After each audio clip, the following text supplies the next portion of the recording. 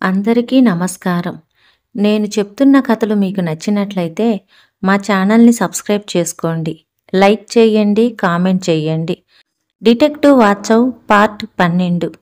వాచవ్ సత్రం వెనుక భాగం కిటికీ గుండా సత్రంలోకి వెళ్తాడు. అక్కడ రమేష్ కనపడతాడు. రమేష్కి కట్టిన కట్లు విప్పతీసిన వాచవ్ వెంటనే కిటికీ గుండా బయటికి వస్తాడు. వెంటనే రమేష్ అక్కడ కుర్చీలో ఉన్న రివాల్వర్ని తన ఫోనుని తీసుకుని తను కూడా ఆ కిటికీ గుండానే వెనక వైపుకు వస్తాడు. అలుపు ఆయాసం అనే మాటలు లేకుండా పరిగెత్తుకుంటూ బయటికి వెళ్తారు. శ్యామ్ సుందర్ రౌడీలకు దొరకకుండా సమాధులు ఉన్న ప్రదేశంలోకి వెళ్ళి సమాధి చాటును దాక్కుంటాడు. వాచవ్ శ్యామ్ సుందర్కి ఫోన్ చేస్తాడు. నేను శ్మశానం దగ్గరే ఉన్నాను, వచ్చేయండి అన్న శ్యామ్ సుందర్ సమాధానాన్ని వినగానే సరే అని పద వెళ్దామంటాడు రమేష్. రమేష్కి ఆల్రెడీ ఆ శ్మశానం ఏరియా ఎటువైపు ఉందో తెలుసు కాబట్టి వాచవ్ని తీసుకుని అక్కడికి వెళ్తారు. ముగ్గురు అలా కాసేపు శ్మశానాలన్నిటినీ గమనిస్తూ తిరుగుతారు. గుర్రం మెడలో పాము చుట్టలు చుట్టుకొని ఉన్న బొమ్మ దగ్గరికి వచ్చారు ముగ్గురు. ఇక్కడ ఇన్ని బొమ్మలుండగా ఈ ఒక్క బొమ్మకే పాముని అటాచ్ చేయటం నాకు వింతగా ఉంది అంటూ రమేష్ వంక సాలోచనగా చూసి ఆ సమాధి చుట్టూ తిరుగుతాడు శ్యామ్ సుందర్. శ్యామ్ సుందర్ దృష్టిని ఆకర్షించింది గుర్రం బొమ్మ మెడలో చుట్టలు చుట్టుకొని ఉన్న పాము బొమ్మ. తల అయితే పైకి ఎత్తి బుసలు కొడుతున్నట్టు భయంకరంగానే ఉంది. కానీ తోక మాత్రం గుర్రం బొమ్మ పాదాల దగ్గరికి వచ్చి ముందు కాళ్ళ గిట్టల మీద నుంచి సమాధి మీద ఆనుకుంటుంది. కమాన్ రమేష్, ఈ బొమ్మ అవతులకి కదులుతుందేమో చూద్దాం అని అనేసరికి ముందుకు వస్తూ అంటాడు. వెంటనే కదిలాడు రమేష్. గుర్రం బొమ్మను పట్టుకుని బలంగా అవతలికి జరిపాడు. కొంచెం కూడా జరగలేదు ఆ బొమ్మ. 2 క్షణాల పాటు ఆగి తోక ఎక్కడైతే సమాధిని తాకిందో అక్కడ చెయ్యి వేసి బలమంతా ఉపయోగించి జరిపాడు శ్యామ్ సుందర్. అప్పుడు కిర్ కిర్మని శబ్దం చేస్తూ పక్కకు జరిగింది రాతి పలక. రాతి పలకతో పాటు పైన ఉన్నటువంటి గుర్ర బొమ్మ కూడా పక్కకు జరిగింది. అక్కడి నుంచి లోపలికి చూస్తే లోపల పెద్ద భూగృహ ద్వారం. పాముల వాసన వస్తుందేమో చూడు, ముక్కు మూసుకుని అవతల వైపుకు జంప్ చేస్తున్న శ్యామ్ సుందర్తో అన్నాడు. పాముల వాసన కాదు, ఏదో రకమైన వాసన వస్తుంది, గంధకం వాసనలా ఉంది అంటూ తల విదిలిస్తున్నాడు శ్యామ్ సుందర్. చుట్టూ చూసి వెంటనే ఒక డెసిషన్కి వచ్చాడు వాచవ్. శ్రావణ్ దాదా వాళ్ళు భోజనాలకు ఇంకాస్త టైం ఉంది, బాజీమియా రావడానికి కూడా అంతే టైము. ఈ లోపల మనం లోపలికి వెళ్ళి కనుక్కొని బయటికి వచ్చి వెళ్ళిపోదామంటాడు వాచవ్.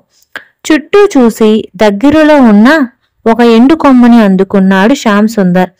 వాచవ్ దగ్గర ఉన్న లైటర్ సహాయంతో దాన్ని ఒక చివర అంటించి చిన్న మంట అండుకోగానే ఆ మంట ఉన్న కర్రపుల్లని సమాధి లోపల ఉన్న భూగ్రహంలోకి విసిరేశాడు. బొగ్గుమని పెద్ద శబ్దంతో మంటలు ఎగిసిపడ్డాయి. సమాధి లోపల ఏదో గ్యాస్ సిలిండర్ పేలిందా అన్నట్లు వచ్చింది ఆ శబ్దం. లోపలికి దిగితే మనం చాలా జాగ్రత్తగా ఉండాలి.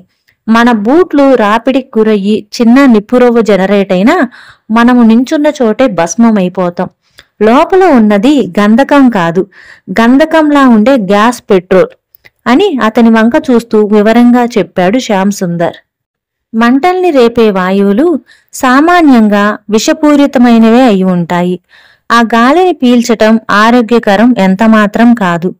అనుకున్నదే తడువుగా ఎంతటి కష్టమైన పని అయినా వెంటనే రంగంలోకి దిగిపోయే శ్యామ్ సుందర్ అడుగు ముందుకు వేయడానికి ఎందుకు తటపటాయిస్తున్నాడో అర్థమైంది వాచవ్కి.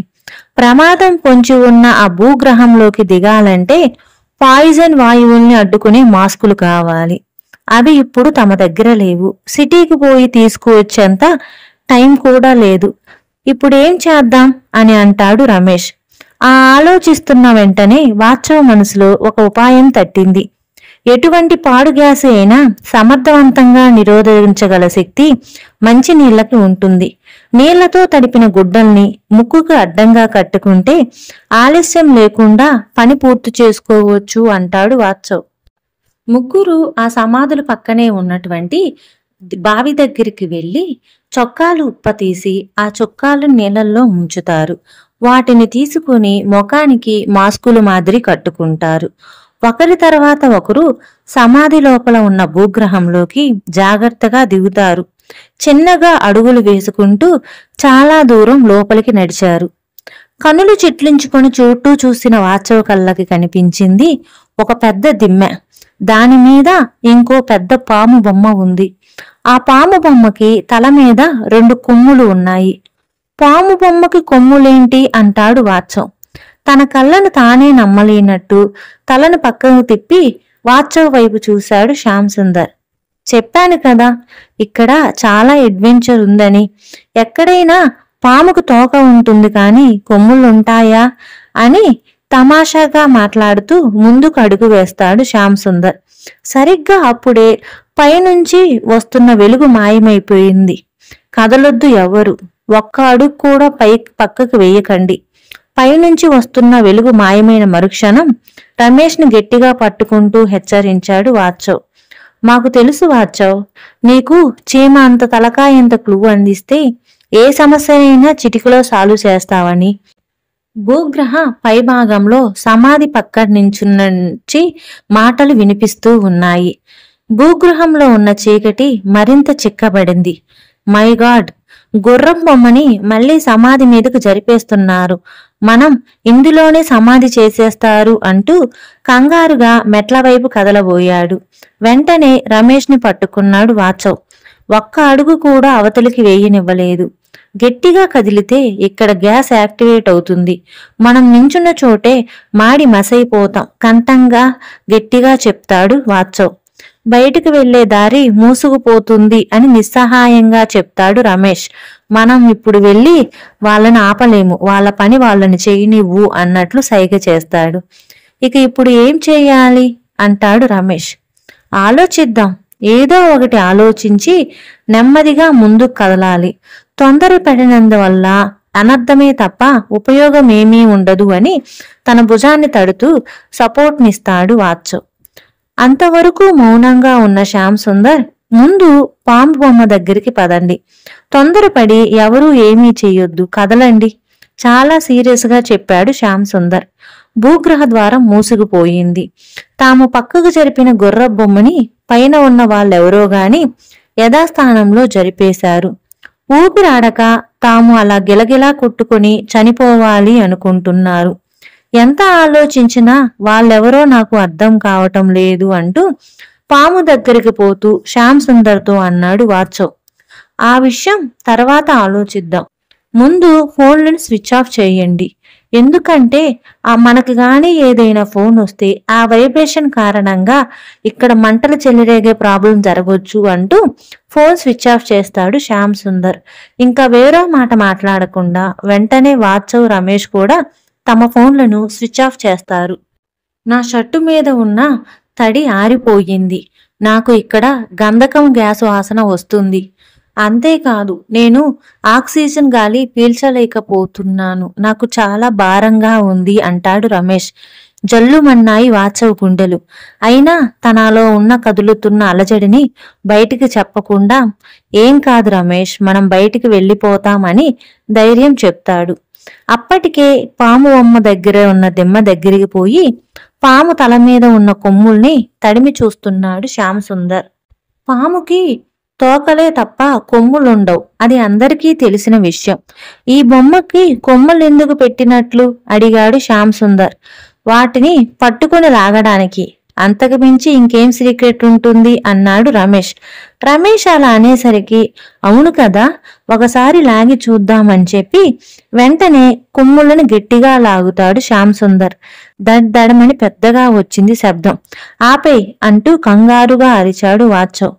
కొమ్ముల్ని చటుక్కున వదిలేశాడు శ్యామ్ సుందర్. ఎక్కడో ఏదో గోడ కదులుతున్నట్లుంది, ఎందుకు ఆపేశావ్ ఉత్సాహంగా అన్నాడు రమేష్. నువ్వు నోరు మూసుకుంటావా రమేష్ అన్నాడు వాచవ్. అప్పుడు గాని రమేష్కి తను తప్పు చేశాడు అని అర్థం కాలేదు. గోడలు కదిలితే దానివల్ల ప్రతిచర్యలు జరుగుతాయి, వేడి పుడుతుంది. ఇప్పుడు మనం ఉన్న వాతావరణానికి కొంచెం వేడి తగిలినా వెంటనే మంటలు చెలరేగి మనం బూడిదైపోతాం అని చెప్తాడు వాచవ్. అది కూడా నిజమే అని చెప్పి ఏం చెయ్యాలి అనుకుంటూ ఉంటారు.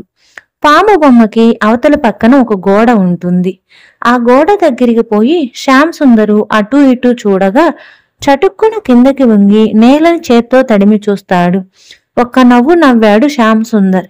ఏమిటది? ఏం కనిపించింది నీకు? అడిగాడు రమేష్. నీళ్లు. ఈ గోడల వెనక నీళ్లున్నాయంటూ అతను చెప్పాడు. అయ్యబాబోయ్, నిజమే, ఈ ఏరియా అంతా గోడలు తడిచిపోయి ఉన్నాయి అని అంటాడు రమేష్. ఆ నీళ్లు గోడ వెనకాల ఉంటే ఉపయోగం లేదు, ఈ ప్రదేశంలోకి వస్తే మనకు హెల్ప్ చేస్తాయంటాడు వాత్సవ్. ఈ బొమ్మతోలోనే ఏదో ఉంటుంది, మనం ఈ బొమ్మలోనే పరిష్కార మార్గం వెతకాలి అని చెప్పి మళ్ళీ పాము బొమ్మను పరిశీలనగా చూస్తాడు. అక్కడ తోక విచిత్రంగా ఉండటంతో తోకను పట్టుకుని బలంగా పక్కకు జరిపాడు శ్యామ్. వెంటనే సన్నటి రంధ్రాల గుండా నీళ్లు వేగంగా వస్తున్న శబ్దం వినిపించింది. చూస్తుండగానే ఒక గోడలో నుంచి బయటికి వచ్చేసాయి నీళ్లు. 4 నిమిషాల్లోనే మోకాల వరకు వచ్చాయి నీళ్లు. కొమ్ముల్ని లాగు, శ్యామ్ సుందరికి చెప్పాడు వాత్సవ్.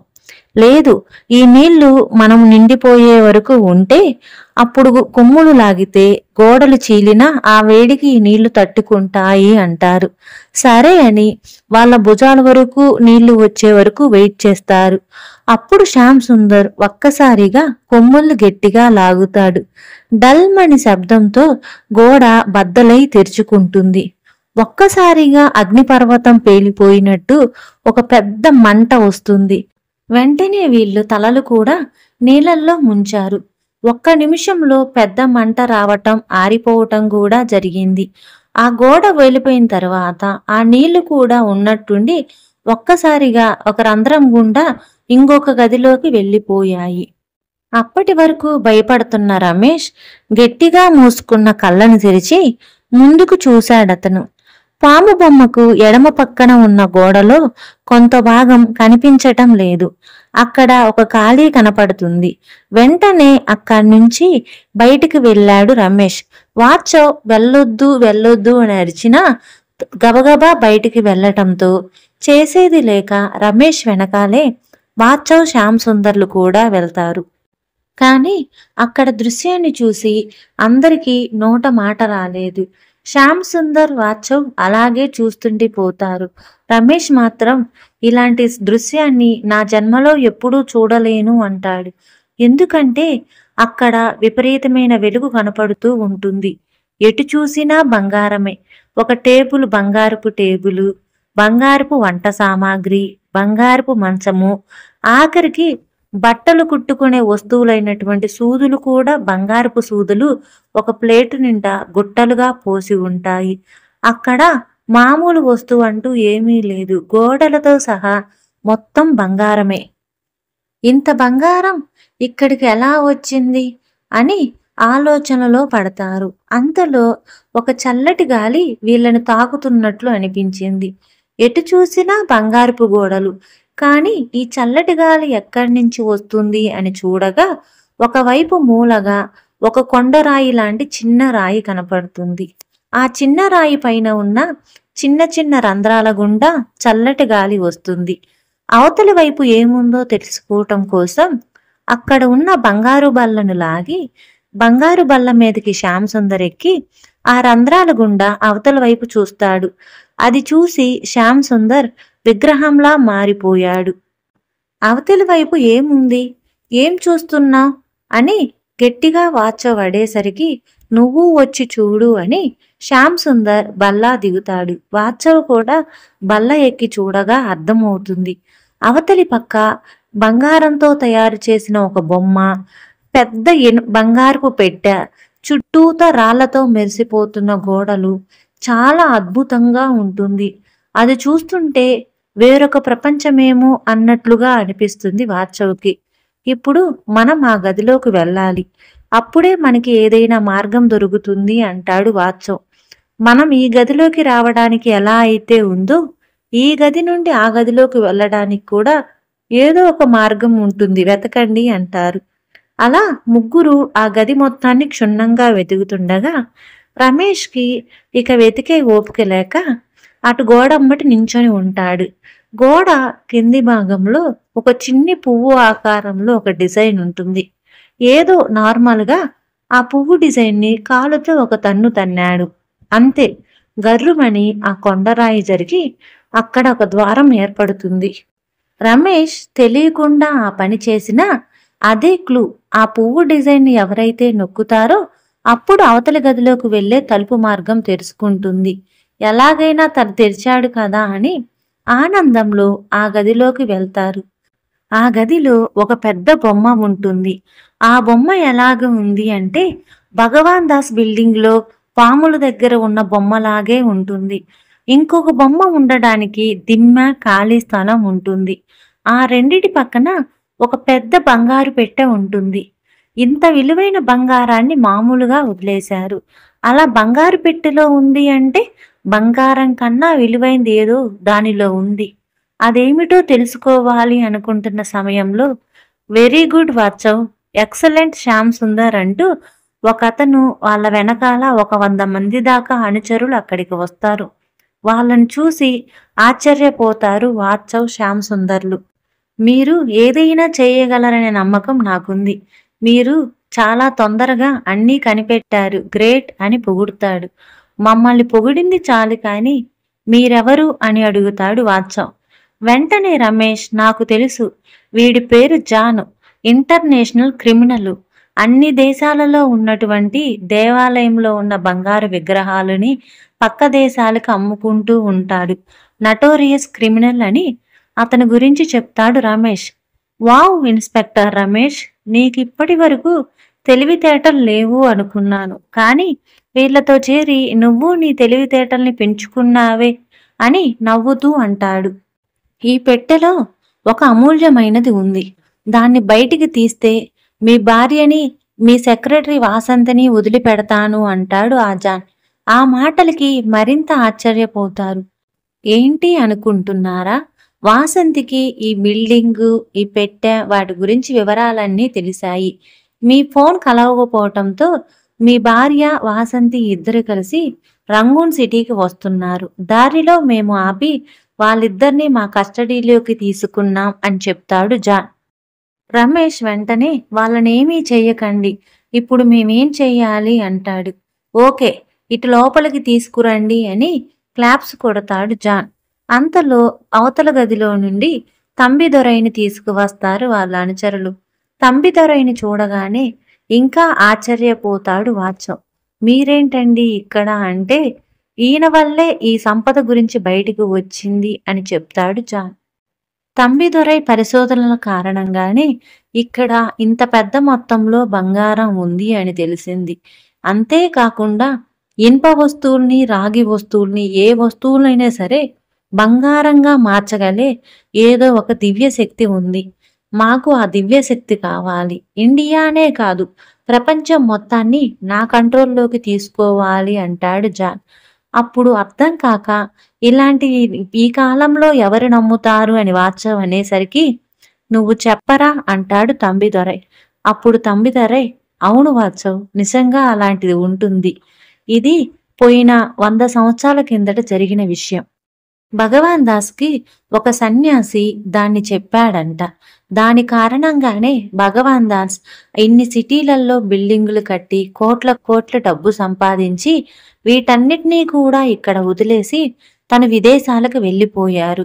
అంటే ఆలోచించు, వాళ్ళు ఎంత డబ్బు ఉంటే ఇక్కడ ఇవన్నీ వదిలేసి వెళ్ళిపోతారు. దానికి సంబంధించిన మూలాలు ఈ గదిలోనే ఉన్నాయి. వాటిని తీసుకొని విదేశాలకు వెళితే ఇలాంటి స్మగ్లర్స్ వల్ల వాళ్ళకి ప్రాణహాని తప్పదు అని అన్నిటినీ ఇక్కడ నిక్షిప్తంగా భద్రపరిచాడు అని చెప్తాడు తంబిదొరై. మీరు ఎలాగైనా సరే ఆ పెట్టెను ఓపెన్ చేసేటట్లు చెయ్యండి, చాలు, మిమ్మల్ని వదిలేస్తాను అని జాన్ అనేసరికి సరే అని శ్యామ్ సుందర్, వాచవ్ ఆ పెట్టె చుట్టూతా తిరుగుతూ ఉంటారు.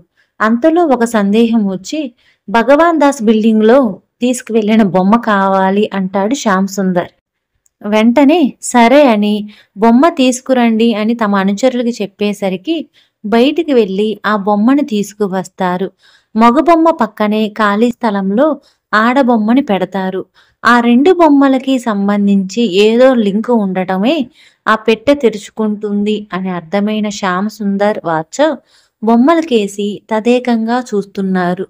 ఏ బొమ్మ చూసినా వాటిల్లో ఏ ప్రత్యేకత ఉండదు. ఏమిటి అని చుట్టుపక్కల పరిసరాలన్నీ గమనిస్తూ ఉంటే ఒక్కసారిగా శ్యామ్ సుందర్ బొమ్మల కన్నుల మీద పడింది ఆ దృష్టి. కన్నులు ఎదురుగా ఉన్న ఒక గోడ మీద ఉన్న ఒక డిజైన్ మీద చూయిస్తూ ఉన్నట్లు అనిపించింది. రెండు బొమ్మలు అలాగే చూడటంతో ఆ వృత్తం దగ్గరికి వెళ్ళి ఆ డిజైన్ని ప్రెస్ చేస్తారు. ఆ డిజైన్ని ప్రెస్ చేయగానే ఆటోమేటిక్గా బంగారు పెట్టె ఓపెన్ అవుతుంది.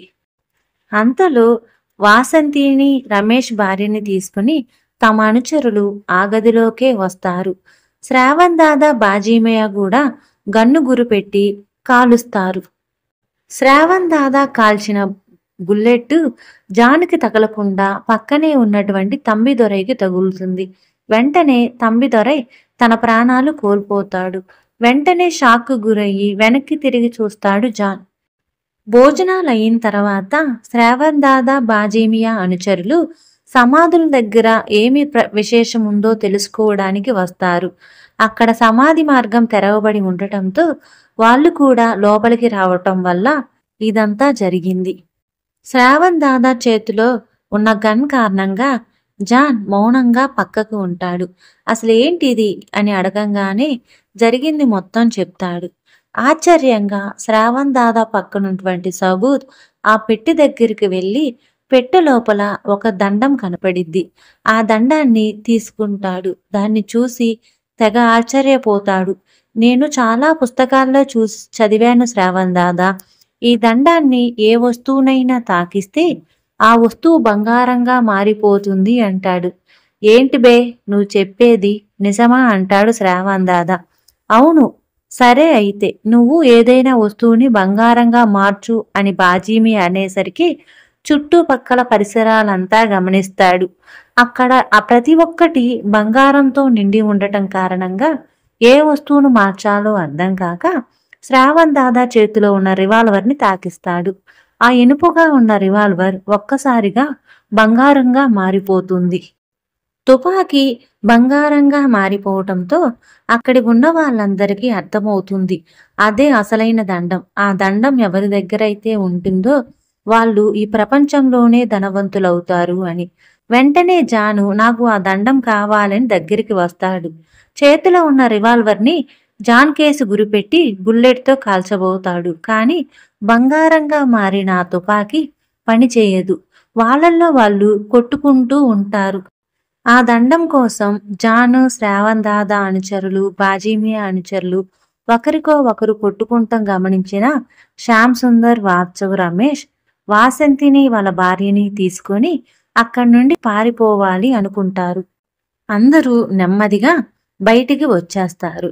బయటికి వచ్చాక కూడా శ్యామ్ సుందర్, వాత్సవ్ మనసులు ఆందోళనగా ఉంటాయి. ఏం ఆలోచిస్తున్నారు అని రమేష్ అడిగేసరికి ఈ బంగారం కోసం, ఈ దండం కోసం యుద్ధాలు జరుగుతాయేమో, మళ్ళీ చాలా ఆపదలు వస్తాయేమో అంటాడు. రమేష్, నువ్వు భార్యని వాసంతిని తీసుకొని దూరంగా వెళ్ళు. మేము లోపలికి వెళ్ళి ఒకసారి చూసి మేము చేయగలిగింది ఏమైనా ఉంటే చేసి వస్తాము అని చెప్పి వాత్సవ్, శ్యామ్ సుందర్ మళ్ళీ లోపలికి వెళ్తారు. లోపల సాబూద్ గట్టిగా అరుస్తుండటంతో ఎందుకంత పెద్దగా అరుస్తున్నారని వాళ్ళల్లో వాళ్ళు కొట్టుకోవటం ఆపేసి సాబూద్ వైపు చూస్తారు. సాబూద్ తన శరీరము లోపల ఉన్న కండ, రక్తం అంతా మాయమైపోయి ఎముకలు బంగారంలా తయారైపోతాయి. అందరూ చూస్తుండగానే సాబూద్ బంగారు బొమ్మగా మారిపోయాడు. దాన్ని నేరుగా పట్టుకుంటే ఏదో ప్రమాదం జరుగుతుందన్న విషయం తెలియక సాబూద్ పట్టుకోవటం వల్ల అలా జరిగింది. ఇక శ్రావణ్ దాదా, బాజీమియా వాళ్ళు అక్కడున్న బంగారాన్ని ముందు తరలిద్దాం, తర్వాత ఈ దండం గురించి తెలుసుకుందాం అనుకుంటూ ఉంటాడు. వాత్సవ్, శ్యామ్ సుందర్లు చాటుగా ఉండి ఇదంతా గమనిస్తారు. ఇదంతా మాయమైపోవడానికి ఏదో ఒకటి చెయ్యాలి అంటారు. అంతలో శ్యామ్ సుందర్ కళ్ళు ఆ రెండు బొమ్మల మీద పడ్డాయి. ఇందటి వరకు ఆ రెండు బొమ్మల కళ్ళు ఎదురుగా ఉన్న డిజైన్ మీద పెడితే ఇప్పుడు పక్కగా ఉన్న డిజైన్ మీదకి చూపిస్తూ ఉంటాయి.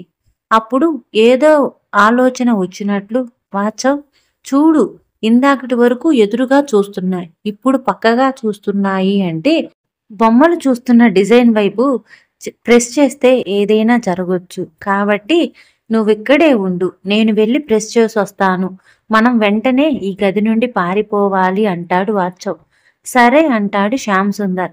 వెంటనే వాచవ్ వెళ్ళి దాన్ని ప్రెస్ చేస్తాడు. ప్రెస్ చేయంగానే ఒక్కసారిగా భూకంపం వచ్చిందేమో అన్నట్లు శబ్దాలు వస్తాయి. కానీ బాజీమియా, శ్రావణ్ దాదా అనుచరులు అక్కడున్న బంగారాన్ని మొత్తాన్ని బయటికి షిఫ్ట్ చేయాలన్న తొందరలో ఉంటాడు. వాచవ్, శ్యామ్ సుందర్ గబగబా బయటికి వస్తూ అక్కడ ప్లేట్లో ఉన్నటువంటి బంగారు సూదులని తమ చెవుగుల్లో వేసుకుని బయటికి వస్తారు. శ్యామ్ సుందర్, వాచవ్ బయటికి వచ్చిన 10 నిమిషాల్లోనే అక్కడ ఉన్నవన్నీ మాయమైపోతాయి. అప్పటి వరకు కనపడినటువంటి పెద్ద పెద్ద సమాధులు మాయమైపోయాయి. పక్కనే ఉన్నటువంటి బావి మాయమైపోయింది. అక్కడ మొత్తం ఒక పెద్ద చెరువు ఉందేమో అన్నట్లు పెద్ద గుంత మాత్రమే కనపడుతుంది. అంటే దాని అర్థం అది నొక్కంగానే దానికి సంబంధించిన లోపలున్న మనుషులు, బంగారం మొత్తం మాయమైపోయాయి. ఇక ప్రజలు దీని గురించి ఎవరూ పట్టించుకోరు, ఎవరి ప్రాణాలు పోవని ఆనందంగా తిరిగి ఇంటికి వస్తారు వాచవ్, శ్యామ్ సుందర్. తర్వాత రోజు గవర్నర్ దగ్గరికి వెళ్తారు ఇద్దరు. జరిగిందంతా పూసగుచ్చినట్లు గవర్నర్కి చెప్తారు. ఇదంతా వింటున్న గవర్నర్ పర్సనల్ అసిస్టెంట్ పిఏ, ఇదంతా మమ్మల్ని నమ్మమంటారా? ఇయ్యి కట్టుకథలు కావా అని అంటుంది ఆవిడ. మీకు అలాంటి సందేహం వస్తుందనే వచ్చేటప్పుడు బంగారు సూదులను మాత్రమే మా వెంట తీసుకువచ్చామని తమ జోబిలో ఉన్నటువంటి బంగారు సూదుల్ని గవర్నర్ ముందున్న టేబుల్ మీద పెడతాడు. ఆ సూదుల్ని చూసి గవర్నర్ పిఏ చాలా ఆశ్చర్యపోతారు. మాకు ఇలా పరాయి సొమ్ము మీద ఆశ లేదు, వీటిని మన దేశంలో ఉన్న ఏదొక మ్యూజియంలో ఉంచండి అని చెప్పి అక్కడి నుండి శ్యామ్ సుందర్, వాచవ్ వెళ్ళిపోతారు. కథ సమాప్తం.